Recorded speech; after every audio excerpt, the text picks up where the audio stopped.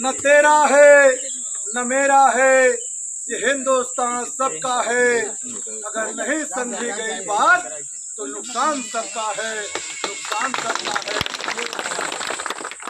हिंदुस्तान की राजनीति में गरीबों की सेवा, हर मजलूम गरीब पिछड़े तबके की आवाज आप लोग सोशल मीडिया के माध्यम से होंगे।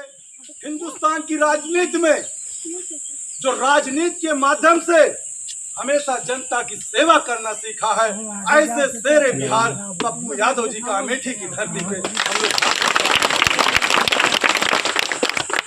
आज इस धरती पर हम लोगों के बीच में समाजवादी पार्टी के कई बार के विधायक रहे, पूर्व मंत्री रहे, और चाहे डिम्पल जी का चुनाव हो, चाहे सत्य मुलायम सिंह नेताजी का चुनाव रहा हो, उनकी बागडोर संभालकर कंधे से कंधा मिलाकर मैनपुर में समाजवादी पार्टी को मजबूती और डंका बजाने वाले आदरणीय आलोक साहब जी का जो लोकसभा के प्रभारी।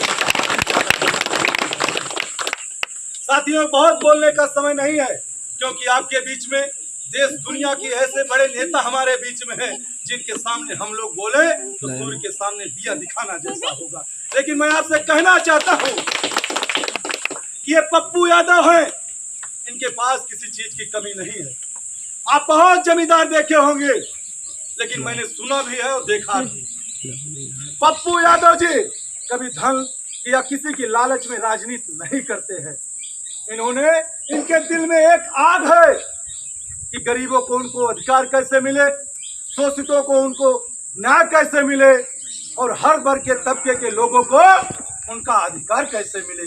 इसके लिए सड़क से लेकर सदन तक, चाहे पैदल चलना हो, चाहे गाड़ी से चलना हो, चाहे मोटरसाइकिल से चलना हो, चाहे सामने नदी आ जाए, चाहे तालाब आ जाए, अपनी जान की परवाह न करते हुए भी अपनी जान को जोखिम में डालकर गरीबों की सेवा करते ऐसे नेता हमारे बीच में। क्या जरूरत थी इनको हजारों हजार किलोमीटर अमेठी चल के आने की, लेकिन इनके दिल में एक आग है। इनको लगता है कि भारतीय जनता पार्टी गरीबों के हकों पे डाका डाल रही, गरीबों को शोषण कर रही। गरीबों का ये बाबा साहब का बनाया हुआ संविधान, जिसकी वजह से हम आप यहाँ खड़े हैं, जिस तरीके से हम गरज गरज के बोल रहे हैं, ये किसी की देन है तो बाबा साहब भीमराव अंबेडकर के दिए हुए संविधान की। इनको लगता है कि इंडिया गठबंधन, समाजवादी पार्टी, कांग्रेस पार्टी एक साथ है, लोगों की लड़ाई लड़ रहे हैं, गरीबों की लड़ाई लड़ रहे हैं, मजलूमों की लड़ाई लड़ रहे हैं, तो इस लड़ाई में हम भी जितनी अपनी ताकत दे सके हम भी दे, इसलिए आए हैं। जहाँ पे इनका कोई फायदा नहीं देखा होगा। आप यहाँ लोग आते हैं जाते हैं, जिस तरीके से कहीं भी आप जाते होंगे तो आप देखते होंगे, जब पूरे दुनिया में तबाही आई कोरोना की, तो कोई व्यक्ति, इसको आप भी जानते हैं, हम भी जानते हैं, रात में अगर आपको खांसी आ जाती थी तो हमारे आपके घर के लोग स्कूल में भगा दिया करते थे, दूसरे कमरे में बंद कर देते थे। बताओ सही है कि नहीं सही है? उस समय हिंदुस्तान की राजनीति में जब देश के नेता अपने कमरों में बैठ के टेलीफोन से बात करते थे, लोगों की मदद के लिए आवाज लगाते थे, तो पप्पू यादव जी अपनी जान जोखिम में डाल के, चाहे जहां का हो, अगर मैसेज पहुंच गया तो, अगर वो बिछड़ा है, अगर कहीं फंसा है, अगर इनको जाना पड़े तो अपनी इनोवा गाड़ी लेके, मास्क लगा के अपने ड्राइवर के साथ अपने जान की परवाह न करते हुए हजारों हजार लोगों की जान बचाने का काम किया। हजारों उदाहरण है। अगर हम पप्पू यादव जी पे बोलेंगे तो घंटे घंटे रातों रात बोलते रहेंगे, नहीं खत्म होगा। अगर हम पप्पू यादव जी पे लिखना चाहेंगे तो अगर बड़ी बड़ी किताबें छकेंगे तो नहीं लिख पाएंगे। इनके भी साथ अन्याय हुई है, इनके भी साथ अत्याचार हुआ है, सब जानते हैं, लेकिन ये कभी पीछे मुड़ के नहीं देखी।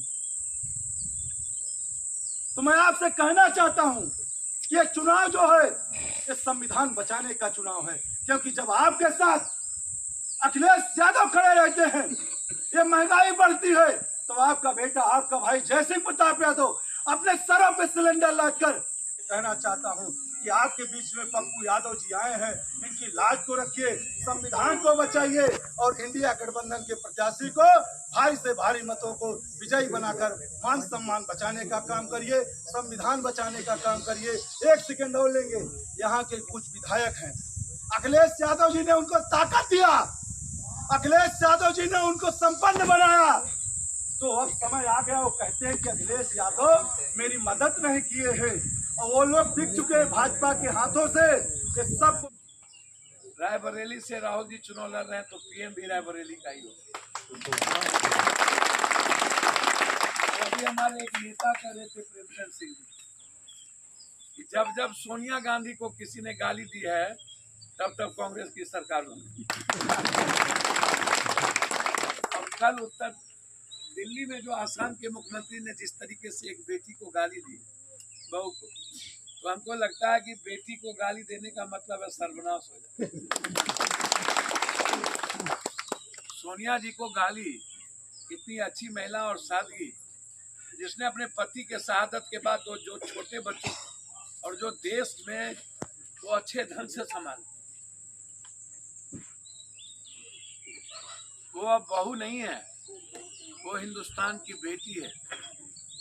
और सोनिया गांधी इस हिंदुस्तान के बेटियों से ज्यादा समझने लगी हिंदुस्तान की एक एक गरीब, और हमेशा गाली देना। इसीलिए हम जितने हमारे पढ़े लिखे पीछे हैं, पीछे हमारे भाई लोग हैं, हर आदमी अपनी लाइफ के लिए सोचता है। यहाँ जितने पढ़े लिखे लोग हो, आपसे मैं पूछ रहा हूँ, पप्पू यादव जितना ताकतवर हो जाए आपका भैंस छीलेगा? माँ का जेवर हम ये छीन लेंगे? है औकात हमारी? क्या बक रहे हो भाई? 3 रूम है आपके, 1 रूम हम ले लेंगे? यार आप क्या कर रहे हो? अपनी बात करो ना। क्यों बकवास, क्यों गाली गलौज कर रहे हो दोनों भाई बहन की? सिर्फ गाली गलौज करना, और दोनों का काम, इसका भी काम गाली गलौज करना, उसका भी काम गाली गलौज। बड़े मियाँ तो बड़े मियाँ, छोटे मियाँ सुहान अल्लाह। अच्छी बात ये लोग नहीं करते हैं, मीठी बात नहीं करते हैं।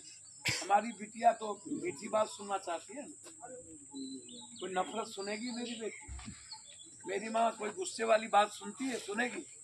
ये लोग अहंकार और गुस्से के अलावा दूसरी बात ही नहीं करते। इसलिए जवाब देना है। मैं पैर छू के प्रणाम करता हूँ। अमेठी के इस गांव हमारे प्रमुख जी ने और हमारे साथी कौन आ गया?